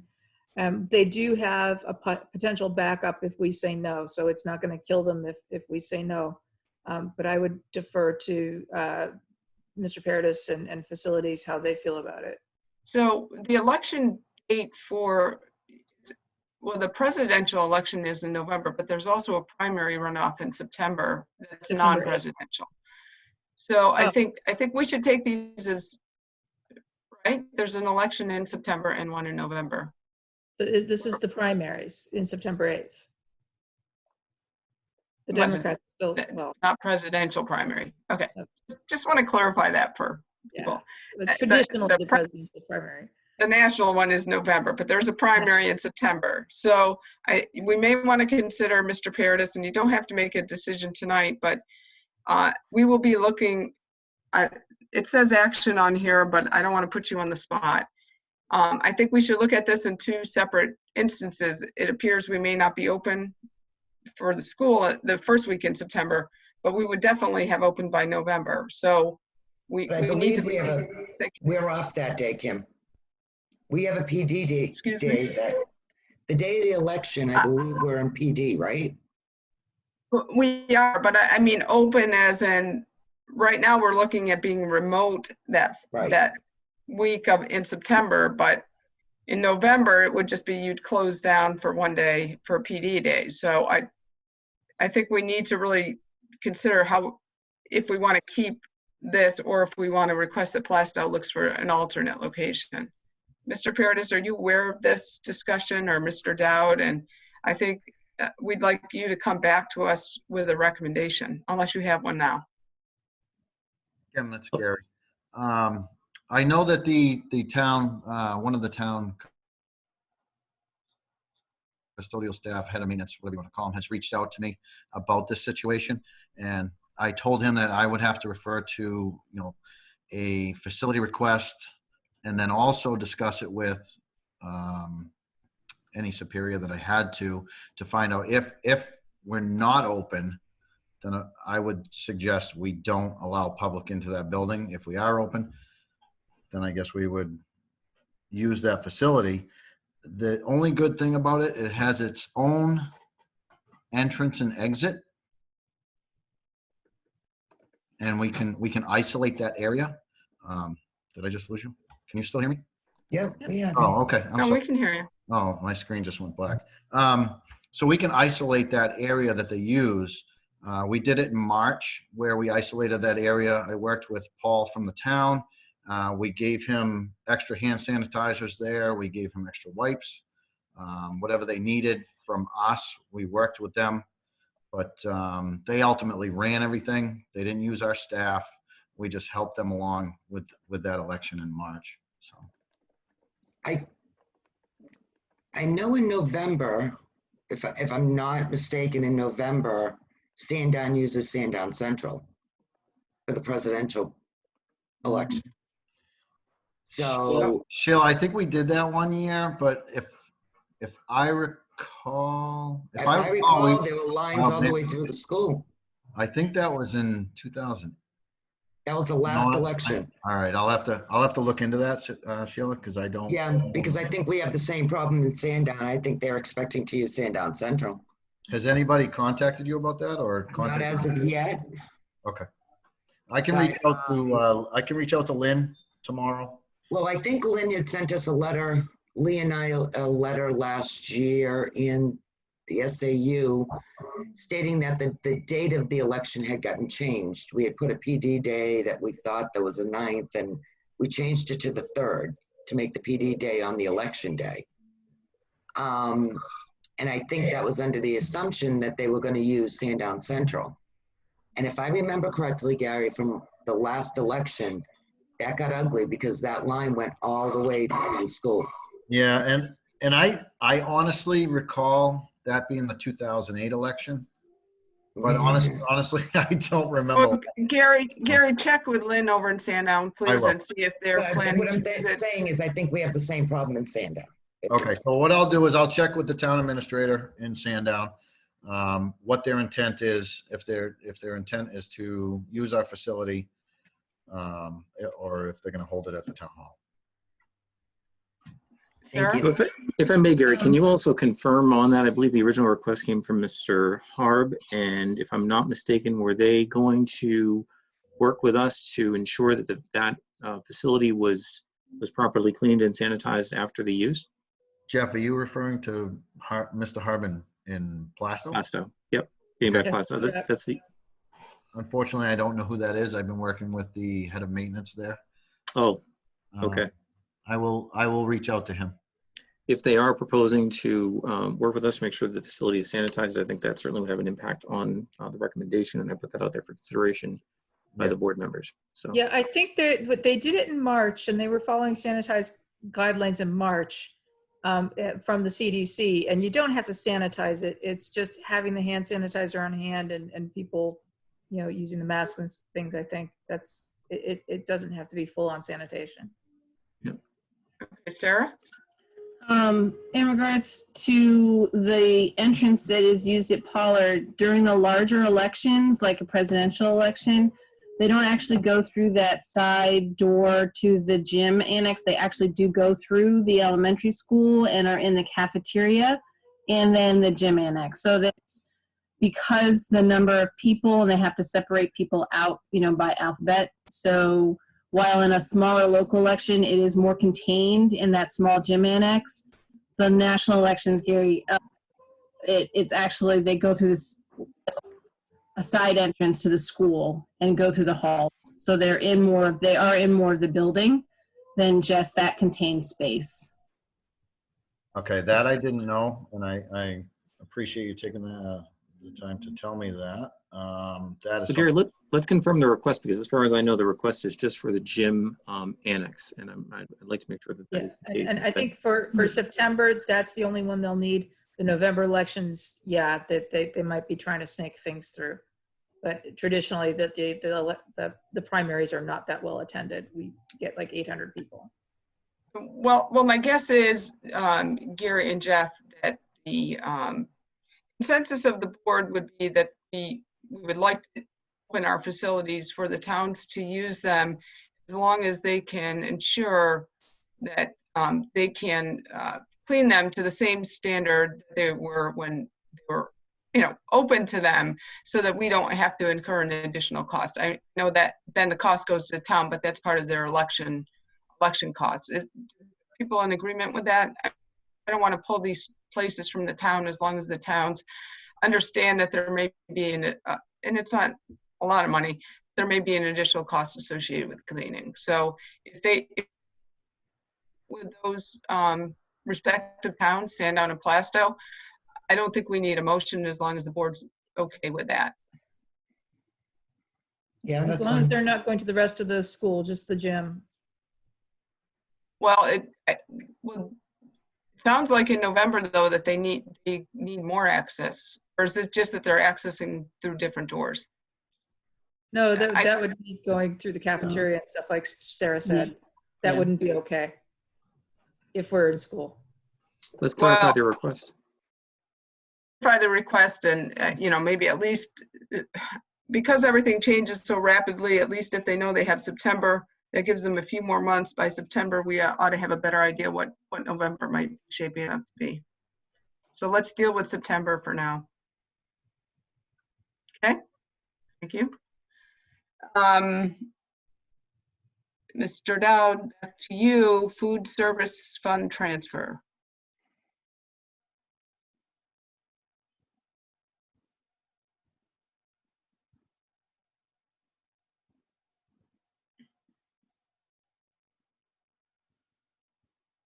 Sorry about that. I believe you have in your board packet an executive summary on a proposed food service transfer, which I'm sharing on the screen, which I hope you can see. Our food service fund is our 210 fund, known as our 210 fund, and the costs in that fund are incurred by our food service vendor as well as the district for district employees. In summary, the fund, our food service operations were curtailed, and typically the program is generally self-sustaining, self-funding. This year we did fall short. This was anticipated. The number is a little bit higher than what I had anticipated. The number is about 212,337 as of today as a deficit. And part of that has to do with the fact that we received commodities from the state. And as of right now, the way we've typically treated those is that we've recognized that revenue and expense, and they've been pretty even. This year we actually are recognizing only the portion that we've used, and we have quite a bit that's left over as well. And we've got a few other factors as well in that calculation. I've included where our numbers were just to give some perspective on the 18-19 for revenue, about 1.3 million, and for 19-20, just under $1 million. I've broken down the food contract expenditures as well as the district related expenditures for our total expenditure line at the bottom of 1.3 versus 1.197. So at the end of the day, we're short about 26% on revenue from where we expected to be, and about 11% lower on our expenditures, leaving us with a deficit. Since this deficit is not related necessarily to our typical and traditional food service operations, I would come to the board and request that the entire balance be transferred from the general fund. So that is my request to the board tonight. Any questions that you may have, I am happy to entertain. Kim? Let me move my screen here. Any questions? Sheila, then Barbara. Jeff, have we received the federal money that we're supposed to be getting for these lunches that we served? Yep, that revenue is included in our revenue figures. Okay, and what was that amount? I do not have that off the top of my head. I can pull it up for you if you give me a minute. Because this might be a little bit easier to swallow if we knew it was coming in to offset a little bit. Yeah, the revenue that's in there is including anything that we may be entitled to. So just pull this off the screen here for a second. I believe it was about 70,000 or so, 67,000, but let me confirm that. But the revenue that you see it does include all of the revenue from the anticipated from the state and federal government for reimbursement. Okay, well, Jeff's looking. Barbara? Sheila beat me to it. Oh, okay. So you're just looking for how much federal assistance we got. Well, I did want to have one additional question. So I understand that we had to throw away a lot of food, and that's the inventory. Can you just remind me what the ancillary cost, or however you say that? Ancillary? Yeah. We may have some costs associated with, as you've indicated, food. If we've had a freezer that's non-operational, that results in occasionally having some food loss. So some of those costs are captured in there as well, and miscellaneous costs like that. If we have employees in the district side, that their retirement costs would be captured there as an example. So those would be the ancillary costs. Thank you. Yep. Okay. Any other questions? We're seeking a motion here to transfer $212,337 from the general fund to the food service account. So made. So moved. Sean makes that motion. Barbara seconds. Kat, if you could take a roll call vote on that. Mr. Boyle, Yes. Mr. Doobie, Yes. Dr. Farah, Yes. Mrs. Kishka, Yes. Ms. Lowe's, Yes. Mrs. Mockamer, Yes. Mr. O'Neill. Yes. Okay, thank you. And just for the record, the amount coming in the form of aid, I have 67,000 for April, May, and June. We did have an amount come in March as well, so the amount could be close to 80,000 perhaps for that period of remote learning food assistance. Okay. And that's all recognized in those figures. Okay, thank you. I just realized I skipped a portion of the agenda, but I'm going to keep on and go back to that portion. So since Mr. Dowd's here, Mr. Dowd, could you please? On the remote learning program update?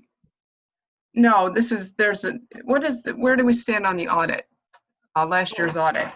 On the audit, yep, we are in the final stages on that. I'm going to be sending out legal confirmations and just a couple quick confirmations. I believe everything is pretty close to being wrapped up on that. So we were definitely at the last steps on that as we speak. So I don't think it'll be very long at all, really, until we can get our legal confirms. That's typically the very last step.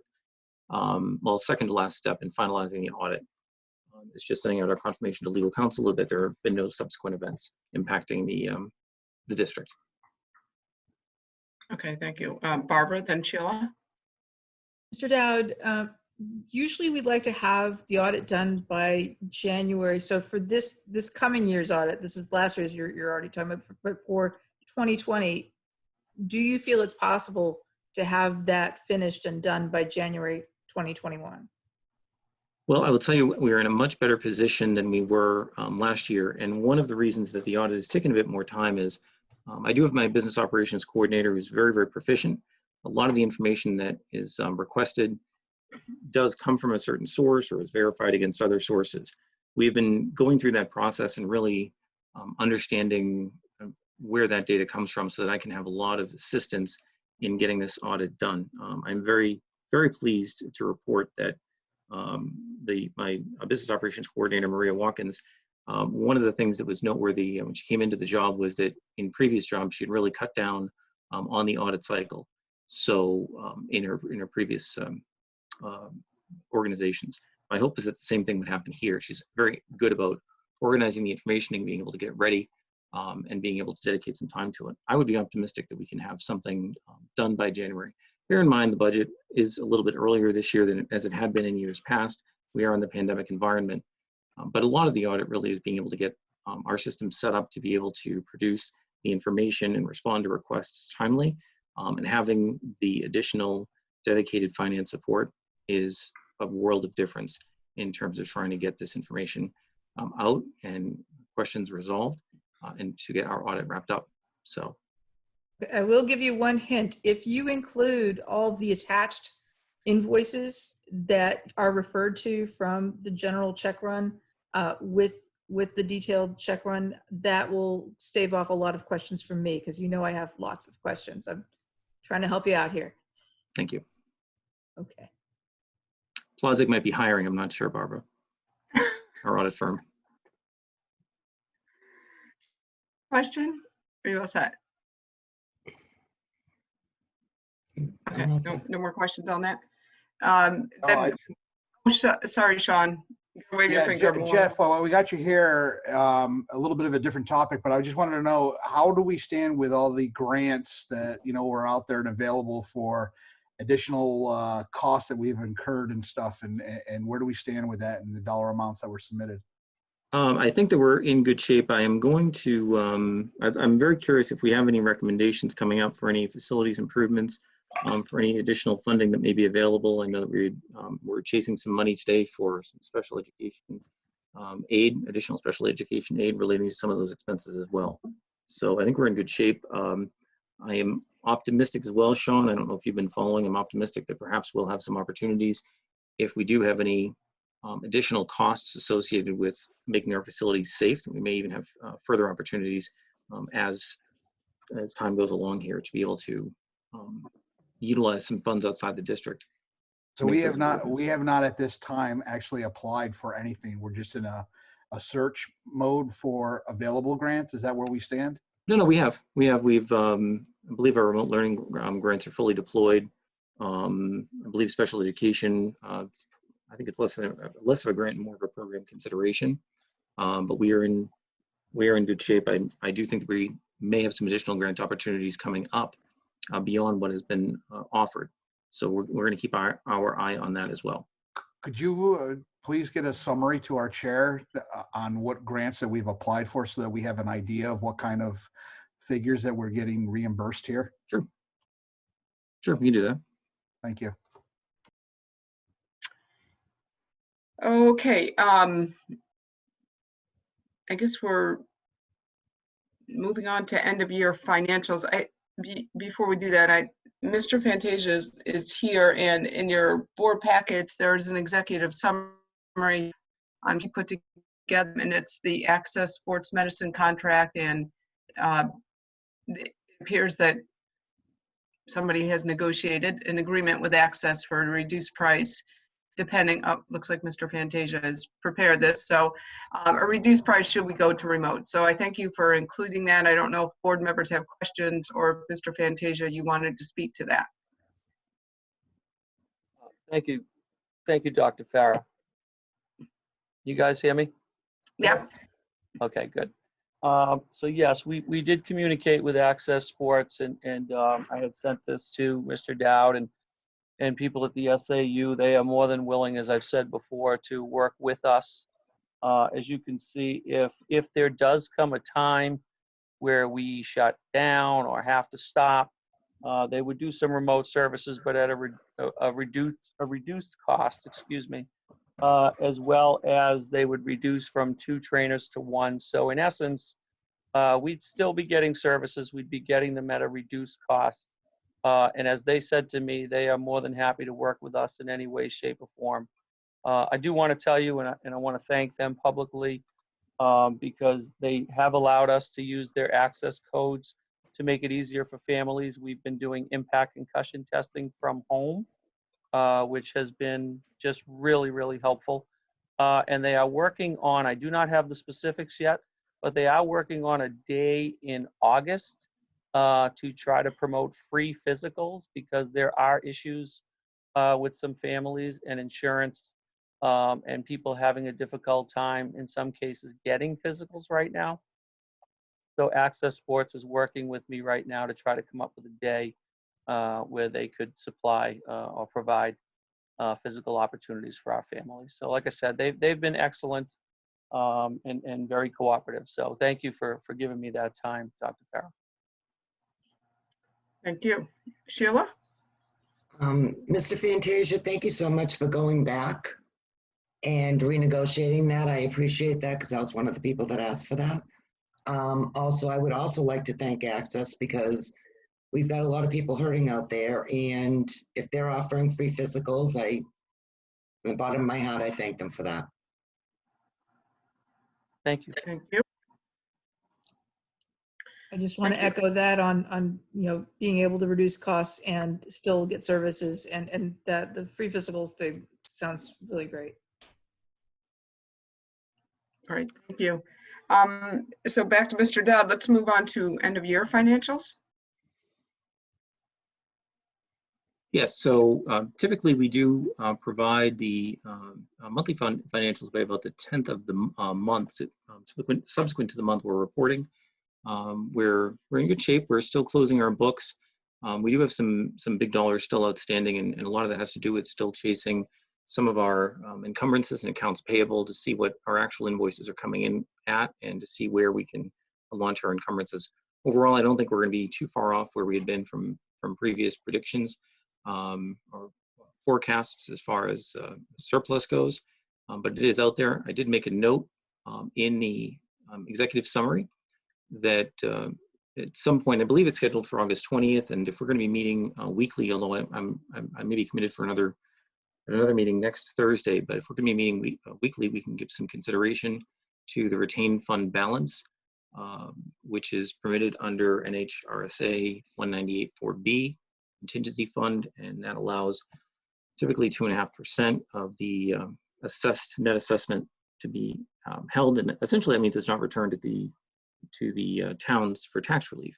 So I know there's a lot going on. That's a consideration that the board is going to have coming up. These aren't monies that we use to budget for anything. These are funds that are available to the district should we need them in what is termed an emergency basis. And certainly in the environment that we're in right now, I think it's meritorious of some note and consideration as we move forward.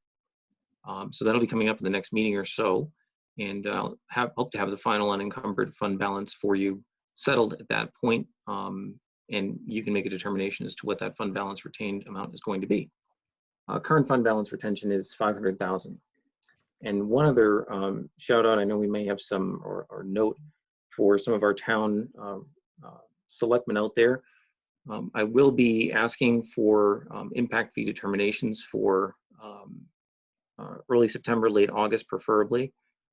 So if the towns can remember to have those on their radar, bring them up at a meeting and get whatever you need approved and over to my office and to the Department of Revenue Administration. That's always helpful in winding up our final numbers for the year and setting tax rates for the subsequent year. Okay, thank you. Barbara? So as we prepare to open up the schools and we get all this personal protective equipment and all these extra cleaning supplies, do you see us blowing the budget in any particular place as due to COVID? I think that the exposure is there for maximization of the budget in ways that we have not had to maximize it in the past. Remember, we didn't have a bond payment as part of our budget in the 2021 fiscal year, and we did put over doubled, I think, what we would normally put into our facilities. So we do have some funding there. We do have some funding available. Certainly it really depends on the situation that we're in. And I think that'll really be dictated by what that final plan looks like. A couple areas for consideration. You've mentioned personal protective equipment.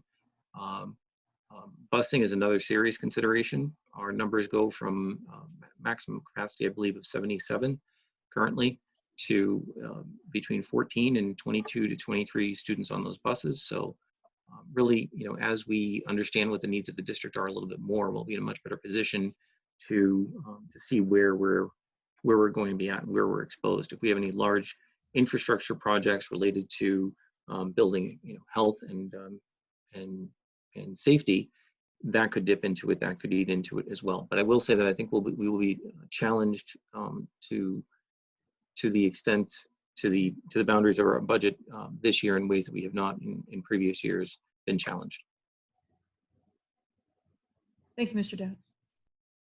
But I do want to add to that point, especially on the unreserved fund balance, because Mr. Dodd and I had a conversation on another matter earlier today, and just so, and Mr. Dodd, correct me if I'm wrong, but you cannot touch that unreserved fund balance till your current budget has been expended. And we are just at the beginning of the budget year. So for us to really to even move into that unreserved fund balance, we would have to spend our entire budget and then go into that. So as we start to think about what we want that to be, don't think of it as money that you're going to be able to touch till at probably near the end of the next school year. It's just food for thought. Because the same time that you're adding to that, that means there's less money that goes back to the taxpayers to reduce the tax rate. So I just wanted to share that before I forgot that conversation when we have our own conversation later. Is that correct, Mr. Dodd? That's well said. That's well said. Thank you. Thank you. Okay. I do want to go back to Mrs. Allaire. There was somebody has asked a question on the checkpoint surveys and when those are going out. Mrs. Allaire, could you speak to that a little bit more? I think there's questions on that. Yeah, thank you, Dr. Farah. As we are presenting in this age of communication, we have the ability to have people reach out with questions as we are presenting in live time. So a common question that has been coming our way is with regard to the last slide that we showed that presented various checkpoint dates when we propose on a 2-week rotating basis to reassess safety guidelines and reevaluate if we as a district are ready to move into a different model of instruction in accordance with what is going on in the community. So I just want to clarify, because that seems to have led to some confusion regarding the first day of school. So currently, we are not proposing pushing back the start day of school. So that 2-week remote period, remote learning 2.0 that we spoke to, that is a proposal to begin on the school calendar as it is right now. Those 2 weeks would then, at the conclusion of those 2 weeks, we would then reevaluate on August 20th where we would be moving, and then on an ongoing basis every 2 weeks. So I just want to alleviate that confusion. I know not as many people are listening as may have been earlier on, but I hope that will help to get the message out there. We are not right now proposing a later start date, and that August 20th date and September 14th date, those pertain to ongoing checkpoints to reevaluate the model. So I appreciate you letting us take the time to clarify that, because it seems like there may be some confusion in the community. So thank you very much for letting me jump in. You're welcome. And I may need you in this next part here. Actually, I do want to jump back to the point in the agenda which I skipped over, which was letter D on consultant hiring. Board members, earlier today I sent you a contract for your review. As I stated, we are looking to enter into a 2-year educational administrative consulting contract for the district. I'll be looking for authorization for the board to enter, for me to sign on behalf of the board. So I'll need a motion for that. And if we were going to have a discussion about, I would caution you to, if we need a discussion that moves into non-public, that somebody calls for that. I don't know if we need any discussion. Barbara, you did email me a questions. I did answer you back on those. I got them for you. Breaking up. So I'm looking for a motion. Sheila? I motion to authorize the chair to sign a contract for a educational consultant for 2 years, as shown by the email that was sent us. Second. Okay, is there any questions or comments on that? All right, so this is a motion to authorize the board chair to enter into a 2-year contract for an educational consultant. And do you want to specify the years? Sorry. This would be years July 2021 through June 2023. And for the public watching, there will be, at our next meeting, there will be clarification as to what this position entails, should this person accept this particular position. Okay, so Sheila made the motion. Was there a second? Lee. Lee made the second. Kat, could you take a roll call vote on this? Mr. Boyle, Yes. Mr. Doobie, Yes. Dr. Farah, Yes. Mrs. Kishka, Yes. Ms. Lowe's, Yes. Mrs. Mockamer, No. Mr. O'Neill. Yes, and I also want to add that I want to give Kim a big hat tip because this was a well-negotiated contract. Who's laughing? Okay. So all set, that motion passes. Mrs. Allaire, you're going to do the administrator's report? Hi, yes, good evening. In your packets, you have a series of executive summaries. I believe that all of those agenda items have actually been discussed. So unless you have any ongoing questions, I think, you know, that pretty much sums up everything that was in your packets this evening, and no further items to report at this time. Okay, great. Moving on to the personnel report, and I will preface this with board members. We will need an interim superintendent in order to move forward with this officially. But Mrs. Allaire has brought forward a list of proposed new hires for consideration, that once we have an interim superintendent, that we need that to officially nominate these candidates as required by law. So what the motion will be tonight is to tentatively accept the tentative list of new teachers pending a formal recommendation by the superintendent and election at its next meeting or by way of the summary hire process. So, and Kat, this statement is in the agenda. So this motion is already in the agenda. You can just copy it. So basically what will happen for board members, we're still in the summer hiring process. So as is typical, what you will see tomorrow, should we engage a new interim superintendent by tomorrow or Monday or whenever that occurs, you will get a request to sign the personnel report, just like we have done in the past for other summer hires when we're not meeting. We can't officially make this motion tonight, but the list of candidates is being brought forward so that when the superintendent comes on, we've already done that sort of informal, you know, in an informal way, and that we can move forward on the summer hiring process to bring these candidates. So did somebody? Yeah, I'll motion to tentatively accept the tentative list of new teachers pending formal recommendation by the interim superintendent and election at our next meeting or by way of the summer hiring process. Well said. Sean seconds, and that was thanks to Mrs. Belcher for coming up with how to work this. That was her motion. Okay, Discussion? so Kat, excuse me. Well, hang on. I just want, I have a question. Go ahead. We didn't get anything with these. We will be getting the same sort of personnel data that we get typically in the summer tomorrow or whenever they're formally nominated by the superintendent. Okay.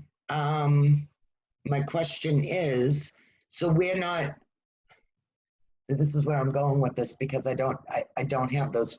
Sean, do you understand what I'm going with here? I don't, so is this? This is allowing the superintendent to proceed. The final word is what I'm asking. This is not the final word. We still will have to sign off on the summer hiring.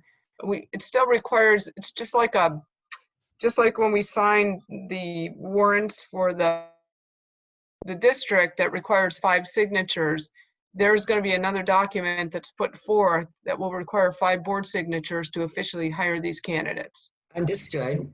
However, when will they be announced? is my question, because looking at it, I would think that should be an announcement. Well, once they're hired, they could be announced at the next board meeting. Okay, I'm just, do you understand what I'm saying? I think it should be. I understand clear. what you're saying. It's just, what we don't want to do is we don't want to wait to do this process at the next board meeting for fear that there might be candidates that we may lose. I understand that. And in the other aspect of it, it was, I'm just saying that, it might be important to mention it at some point in time. That's all. Oh, I agree. And at the next meeting, the administrative report will include those names publicly, but we don't want to move them forward publicly yet because we don't have an official nomination. Okay. Sarah, did you have a question? No? Okay. I was just, honestly, Sheila's point was literally what I was going to say as well. I feel I was hoping that there would be a formal announcement at some point, so I'm glad that is the plan. Well, it's especially as fast as it's gone. And, I think that needs to be known, especially here in this district. So I just feel that we definitely need an announcement, and that can happen at the next meeting. That's fine. Right. But it needs to be announced. That's all. Yes, we'll make sure that gets announced in the next round of hires. I'm sure there'll be more hires coming through. Can we also get the accompanying paperwork with these? That will come tomorrow, she said. Okay. Yeah, so we can look at that. Yeah. All right.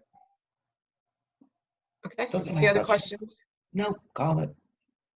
Yeah, do you want to take the vote, please? Mr. Boyle, Yes. Mr. Doobie, Abstain. Dr. Farah, Yes. Mrs. Kishka, Yes. Ms. Lowe's, Yes. Mrs. Mockamer, Yes. Mr. O'Neill. Yes. Okay. Personnel report. Committee reports, report of the school board. Barbara, did you want to announce our next energy committee meeting? Yes, we have an energy committee meeting scheduled for next Tuesday, and I hope Mr. Paradis will be able to come. He's the only person I didn't hear from. So. Okay. There are a couple things I need to say about committees. I spoke to Mrs. Allaire. We need to get curriculum and assessment needs to meet. Sarah, you're chairing that or co-chairing. Jen, who's on that with you? Jen had volunteered while she was still furloughed from work, but I was hoping to connect with Ms. Allaire soon so that we could get that meeting scheduled. Okay, so why don't you get a meeting scheduled? You can coordinate with Jen. If for some reason you can't get Jen there or you can't be there, I'm sure I can find another board member that can be, I can sit in, I'm work from home anyway right now. So we'll get another board member because Mrs. Allaire said there's things that need to get moved in assessment. Yep. So need to get policy committee moving forward.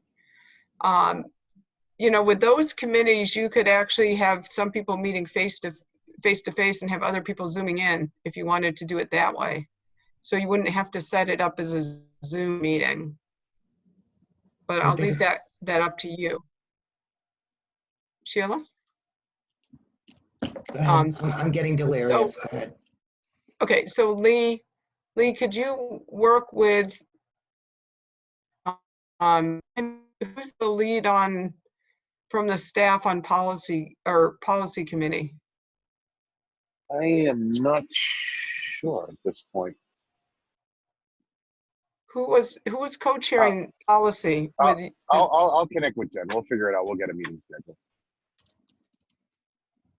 Okay, but you need to connect with, and you can also talk to Mrs. Belcher to see what admins are going to be on it for this coming year. Those two committees need to get up and get running soon.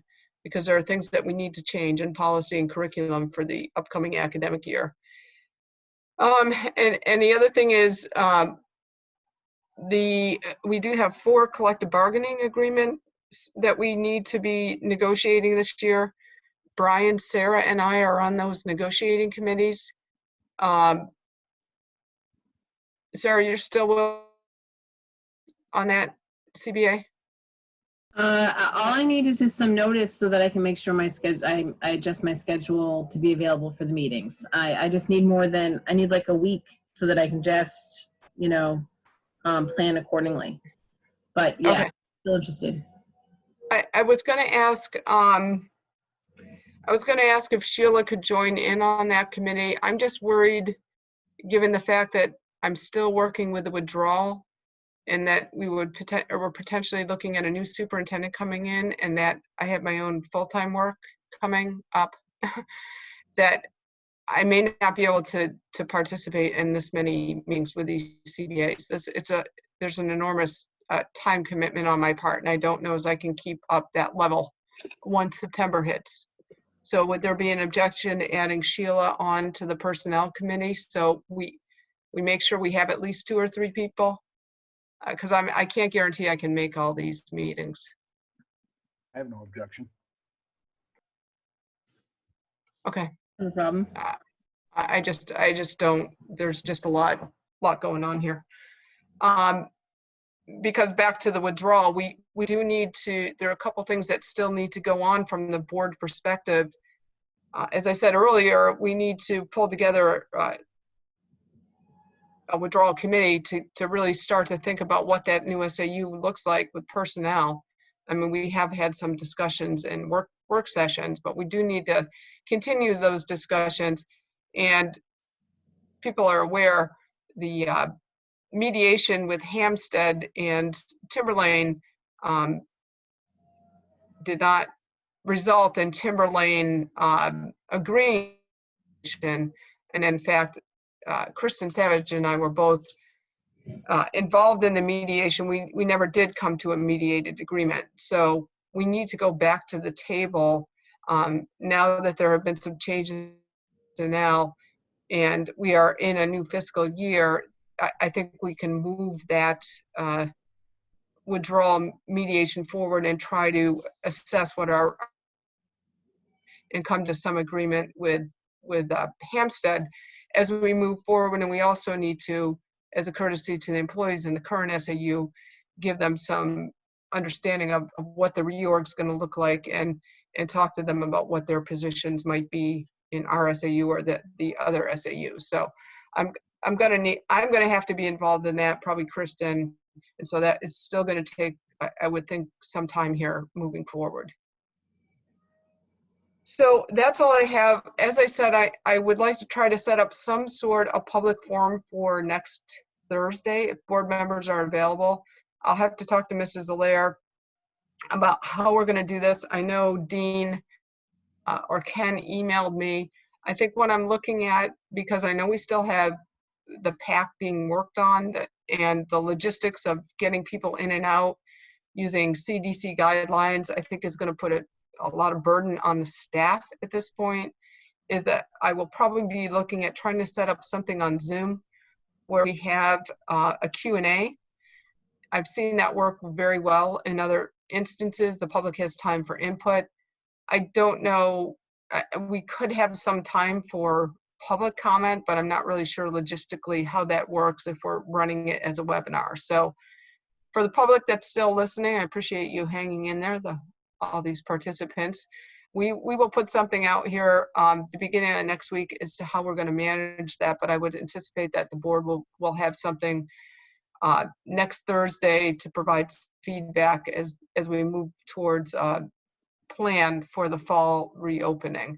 And we'll work with administrators, and we can gather questions. If there are questions that can't be answered at that time, we'll probably, as I've seen other districts do, maybe put some sort of Q&A afterwards to better inform the public.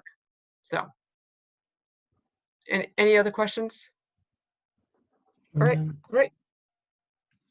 Oh, sorry, did somebody? No? Okay. If not, then I'll adjourn. Thank you, everybody, and thank you for those that are listening. And we'll put out an agenda for next week fairly Oh, wait a soon, but I minute, think Kat, it will wait a just, question. oh, Kat, sorry, Sheila. Kat, What? Kat, Oh, may I Kat, ask- sorry. Kat, sorry. Do I need to be available for a public forum? I don't. We're missing Well, Mrs. deliberative Belcher. session and things like those usually have some minutes. They do? Deliberative session, yeah. Well, it's not a deliberative session. I don't know, Kat. Yeah, but the public hearing, I don't know. It's not it will not be a public hearing. I don't even know if we want to consider it I'm going to have to get with Mrs. Belcher and find out how I guess it's considered a meeting of the school board, but in terms of minutes, We're not going to I make don't any know. motions or anything there, so the minutes would be pretty minimalistic. And it could be something, if you're not available, it's going to be posted anyway. You could always do them after remotely if you can't be available. So we'll talk more. My one other question is there going to be another meeting 8/6? Yeah. Okay. Yes. And I know you said you may not be available. So I could take the notes on 8/6, but my problem is we leave like essentially 8/7 and don't return till 8/10 when they're due.